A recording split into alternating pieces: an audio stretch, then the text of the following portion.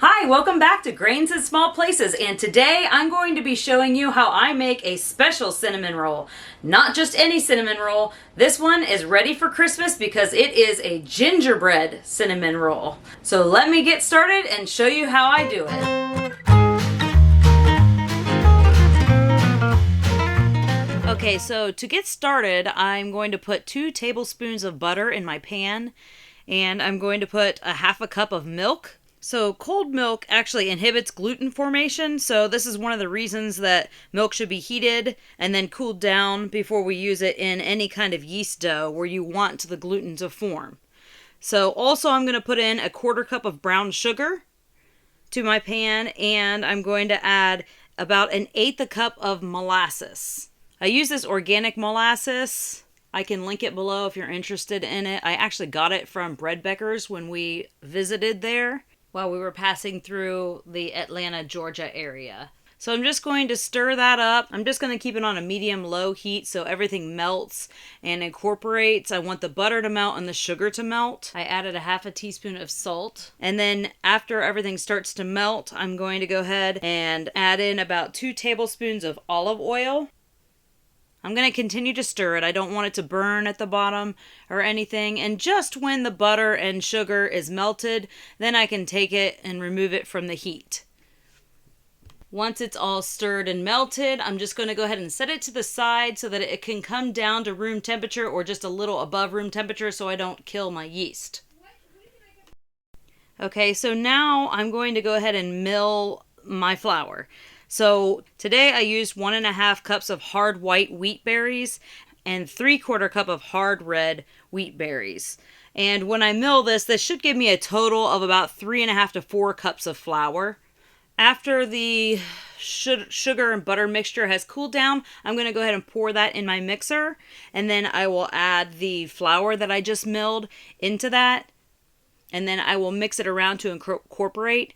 If you're interested in any of the things that I'm using in my video, my mixer or my mill, even I'll link below the wheat berries that I'm using. The hard white wheat that I'm getting, I actually got from a local Amish store when I was in Ohio. And the hard red I actually ordered from Amazon. So I'll put a link to the hard white that's closest to it.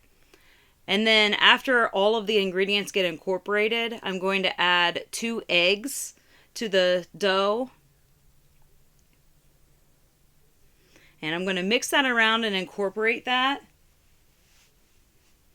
I will also put a link to the recipe description. I actually have a printable recipe now on my blog. So if you're interested in going to that, you can just go straight there, read the recipe, or print it right off, and that way you don't have to write everything down while I'm telling you. After these are all incorporated, I'm going to put in about a half a teaspoon of ground ginger, and then I'm going to put in about a teaspoon of vanilla. And I love to use my homemade vanilla. I will link it for you so that you could take a look at how to make your own homemade vanilla if you're interested in that. So I really like to show the texture of the dough as it's mixing. It's actually one of those things I really enjoy watching. I might be weird, but I really enjoy watching it come together. As this is milling, I'm checking in on it, and I'm noticing that it's slightly looking a little bit dry. So I revisited my recipe and realized that I actually forgot one of the liquid ingredients. So what I'm going to do is get about a half a cup of water and warm it up. So that should have been put in the pan when we were heating up the butter and sugar and milk mixture. So I'm going to go ahead and add that in, and as you'll see, that really makes a much better texture of dough. The flour that is fresh milled actually does soak in a lot more water than what you would see with just commercial white flour. So sometimes you just have to go with what you see and what you feel, and if it looks really dry, then it probably is really dry. When you go to the printable recipe, I will have it put in there correctly, so you don't have to worry about making that adjustment once you print that off. And then what I like to do is let the dough sit for about 10 minutes before I move on to the kneading, and then I will add my yeast. So now it's been about 10 minutes, and I'm going to add about 2 1/4 teaspoon of yeast, which is actually about one of those packets. I like to use the instant yeast just because it's quicker and easier for me. You can use the active yeast. You'll just have to activate it first. So with the instant yeast, we can just go ahead and put it right in there and not have to worry about that. So now that I put that in, I'm going to go ahead and start incorporating that in. Once that's incorporated in, then I'm going to go ahead and start the kneading process. So with commercial white flour for kneading, a lot of recipes will say knead for like 5 minutes. I have found that with fresh milled wheat, one of the biggest mistakes people make is not kneading it long enough. So I like to knead mine until it passes the Windowpane test. So I'm going to show you that while I'm working on this dough. So you can just see how right now everything is just continuing to break apart and nothing is kneading together. It's not formed the gluten yet. And I'm noticing that since this is a more sticky dough, it has a lot of brown sugar, molasses, all kinds of sticky things. So I'm going to go ahead and just use my spatula and just push everything kind of to the middle so that my dough hook has a better chance of kneading it quicker. It will knead up just like this. It will start grabbing the dough and doing it all by itself, but I just like to give it a little help. And you can see once I did that, it almost instantly says thank you to me. Starts kneading in that ball formation that we like to see. Okay, so you can see how the dough ball is wanting to clean the sides of the bowl a little bit more.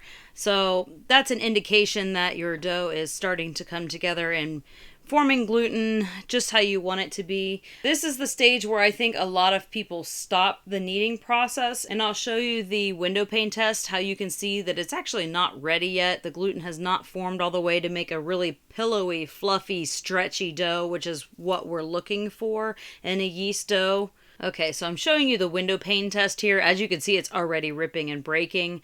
That's how you know this is not what you're looking for. You want it to be able to stretch until you can pretty much see through it. So keep kneading it. I can just continue to knead it on number 2. At this stage, I believe that was about 6 or 7 minutes of kneading. So I'm going to go ahead and knead it longer. And then I will show you a successful window test on the same exact dough. This recipe is going to make us about 12 of these gingerbread cinnamon rolls. So we're in Las Vegas right now, and we had some friends stop by and ask if we wanted to join them at Sequest. So I had to come up with an alternative plan. I decided I would go ahead and let this dough rise, and then I would shape it, and then I would put it in the refrigerator overnight so that I could then bake these off first thing in the morning. And here we can really begin to see the texture of the dough change, just how it is reacting with the hook, wanting to stay all together, much more stretchy. This gives me an indication that I want to go ahead and perform the Windowpane test again to make sure that it is ready to move on to the next point of the rise. So I'm going to go ahead and stop it, and I'm going to do the Windowpane test. And I always have to park it. My mixer has a parking section so that it is easier for the bowl to come in and out. I'm just going to take it off the dough hook here, stick it back in just in case it fails and I need to continue kneading. And I hope you can see here, let me adjust the bowl. And the Windowpane test now, I'm going to just grab a hunk of it and gently kind of just pull and stretch it. And you can see how I'm able to get how you can pretty much see through that dough. It has not ripped, it's not broken. That lets me know that this dough is ready. So now it's been kneaded completely and it is time to rest it. I'm just going to spray it with some oil and put it in my proofer. So this oven, this is pretty amazing oven. It has a proofing function on it, so I'm able to use that to proof my dough. Okay, so while my dough is proofing, I'm going to go ahead and mix up the filling. So I'm going to go ahead and put in about 6 tablespoons of butter, and I'm going to put in 1 cup of brown sugar. And I really love this Ceylon cinnamon. It has all of the antioxidants and healthy properties. I'm going to use a teaspoon of that. This is great stuff, and I love these little spoons too because they fit right into my spice jars. I'm going to go ahead and grab a little bit of the molasses here. Now, I did use a larger amount in the video here. We realized that the molasses needed to get cut back a little bit. It was just very strong for my family, so I recommend 1 tablespoon of molasses for the filling part. I did change that on the recipe, so when you print it off, it will be correct. It's all sticky and ooey and gooey, so it takes a bit to get it out of there.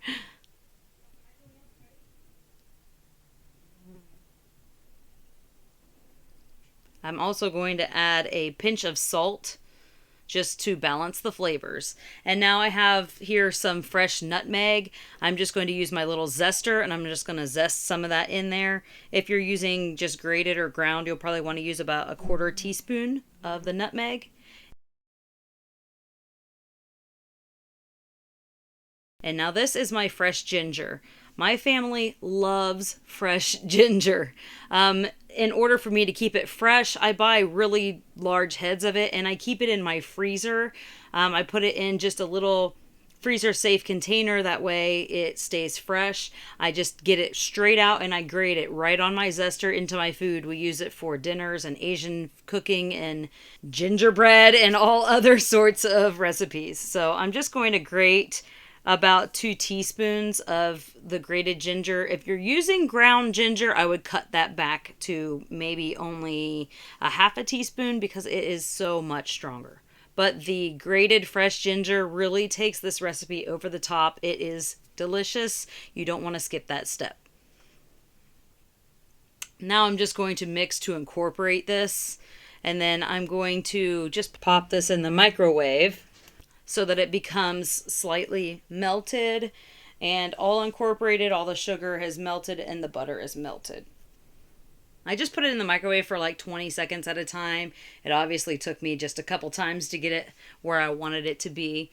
But once it was finished, I went ahead and stirred it all around, and that way it was ready to go. I just covered it so no flies or dust or anything like that could get into it, and just set it aside. It's okay. I wanted it to just cool down to about room temperature while I was waiting for my dough to finish proofing. I forgot to tell you, I believe before, that the dough was proofing for 1 hour. And now I'm just going to get my 9x13 baking pan and I'm going to line it with parchment paper.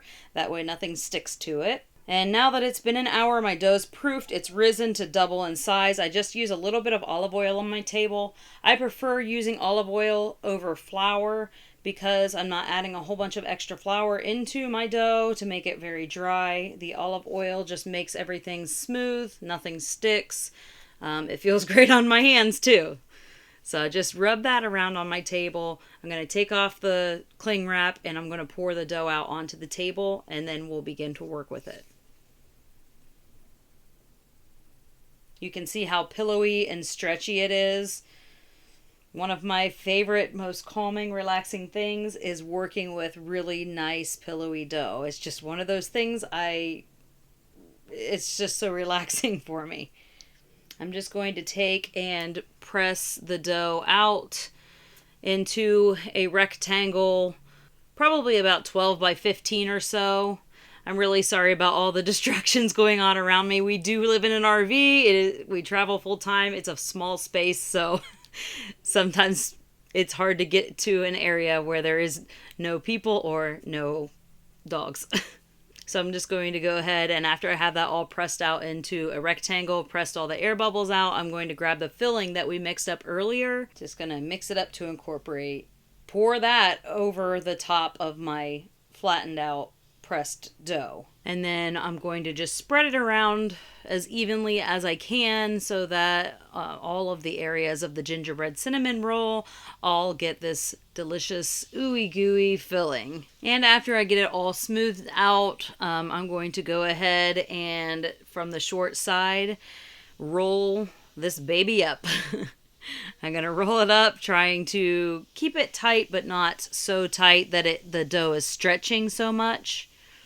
Because when you roll your cinnamon rolls extremely tight, it makes the center of the roll not want to rise as much as the rest of the cinnamon roll. So I really love the way this looks, so like bulky and thick, and I know it's gonna taste good. So I'm just gonna kind of just fix the ends, stretch the dough around so that it's fairly even. I do realize that my roll is not even on both ends, but it'll all end up working out okay. I can't wait to try out some more of my cinnamon roll ideas that I have coming up. I hope that you watch the next few videos coming out. I'm really excited to try out a chocolate peppermint cinnamon roll, kind of for, I guess, Christmas or the holiday season. So I'm just really excited to try that one out. It's flavors that we've been working on here for a little bit so we could have it perfected for our recipe. So I'm going to cut it in half, and then I'll cut each half in half again. And then each one of these quarters of the roll, I'm going to cut into about 1-inch sections, which will give me 3 for each one. So that way I will have 12 cinnamon rolls. It was wanting to kind of fall apart on me just because the inside was so ooey gooey. But that's okay. We went ahead and fixed it with our, reshaped it, and it ended up being just fine. I'm just going to place these on the lined baking sheet just so they're barely touching each other. When they are touching each other on the sheet, it helps them to rise up rather than out. I wish I had a baking sheet that had just a little bit taller sides, because that would help my edge cinnamon rolls to also raise up a little bit better, because I always have them come out the sides a little bit, but I guess that's just life. I don't have room for a whole lot of extra pans, so I need multi-purpose pans. As you can see, I laid them on the tray, and I realized that I wanted them to be 3x4. I don't know what I was thinking. I was trying to put them more on the pan, like I thought I was going to get more. I don't know. Anyway, I ended up fixing it and making it so we have 3 wide, 4 long. And then some of the end pieces don't get as much of the filling in, so I just kind of scraped what fell out off the table and then put that inside there. It ended up working out just fine. And then I'm going to cover them and then let those proof for about 30 to 40 minutes. And you can proof this on your countertop. When I'm not using my oven, I will proof it in the oven, but oftentimes I do just proof things on my countertop. What I did was, when I covered these, I went ahead and put them in the refrigerator. They could stay all night long in there, and then the next morning out of the refrigerator, let them sit for 2 hours to come to room temperature, and then I could bake them, and then we would have fresh, delicious gingerbread cinnamon rolls first thing in the morning. Thank you so much for stopping by my RV kitchen today. Don't forget to like and subscribe. That way you'll know what content I'm putting out next. Don't forget to check out my blog at grainsinsmallplaces.net for more recipes and lots of tips and all your fresh milled flour needs. So I'm gonna go enjoy this. So thank you for stopping by Grains and Small Places. Goodbye.